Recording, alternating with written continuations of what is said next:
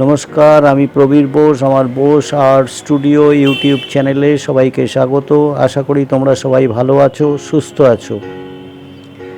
এতদিন আমি তোমাদের প্যাস্টেল কালার দিয়ে অনেক ছবি এঁকে দেখিয়েছি। আজ তোমাদের ওয়াটার কালার দিয়ে ছবি এঁকে দেখাবো, আর ওয়াটার কালার ব্যবহারের কিছু সহজ পদ্ধতিও দেখাবো। যে দৃশ্যটা আমি এখানে অঙ্কন করেছি তাতে আমি আকাশ, জমি, জল ও একটি নারকেল গাছ দেখিয়েছি। প্রথমে পেপারটা জল দিয়ে তুলির সাহায্যে ভিজিয়ে নিতে হয়। তারপর আকাশের রঙটা উপরের দিকে একটু ডিপ করে নিচের দিকে, যেখানে দিগন্তের সঙ্গে মিশেছে সেই দিকটা হালকা করতে হয়। এবং আকাশ রং করার সময় কিছু কিছু জায়গার পেপার হোয়াইট বার করে নিতে হয়, এতে খুব ন্যাচারাল হয়।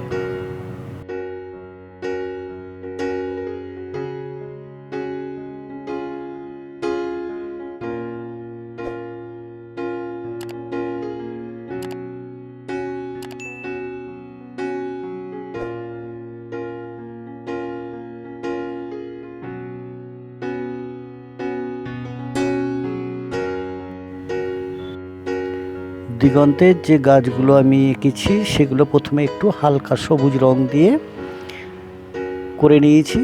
তারপর সেই রঙের সঙ্গে একটু ব্লু পাঞ্চ করে আমি গাছের এফেক্টটা এনেছি।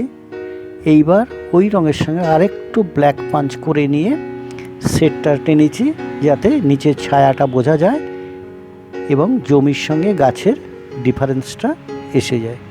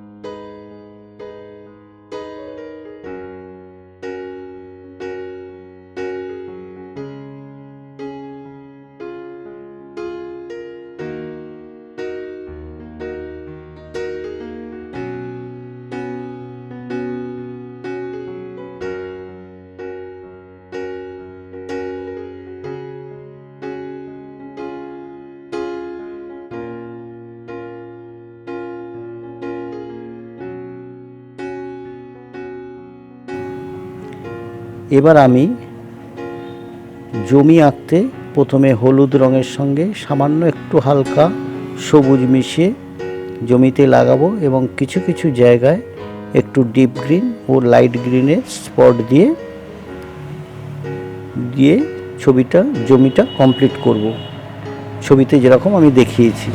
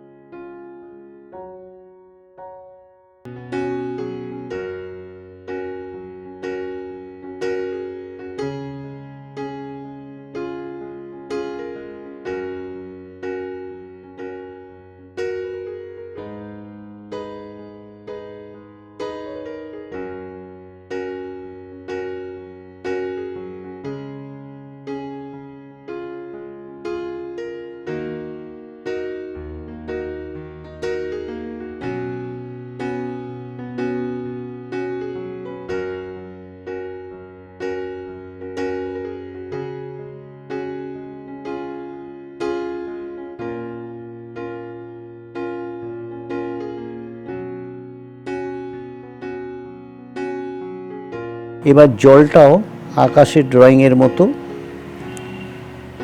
করে করতে হবে, আর যেখানে জমির সঙ্গে মিশেছে সেখানে একটু ডিপ শেড দিয়ে সেপারেশন করতে হবে এবং সেই জায়গায় কিছু ঘাস করলে ভালো হয় এবং খুব ন্যাচারাল দেখতে লাগে।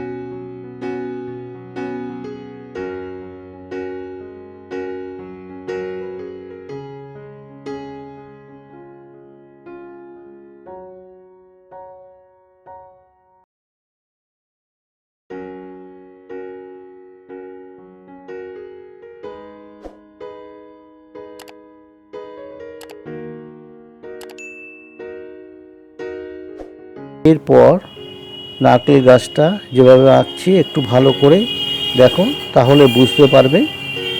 প্রথমে হালকা গ্রিন দিয়ে পাতাগুলো করে নিলাম, তারপর একটু ডার্ক গ্রিন দিয়ে টেনে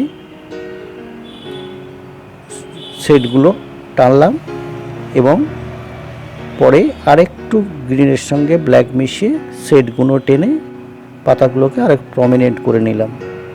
এরপর কাণ্ডটা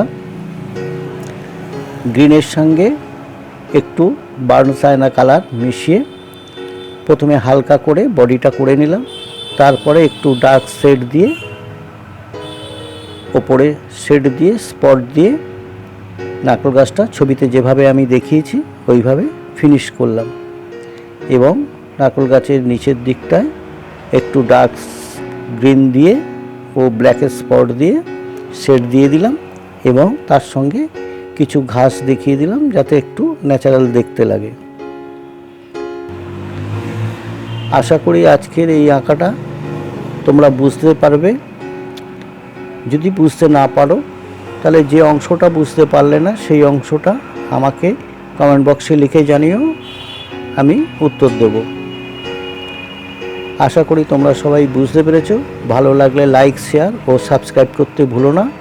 আবার দেখা হবে পরের ক্লাসে আরেকটু সহজ পদ্ধতিতে ওয়াটার কালারের ব্যবহার দেখাবো।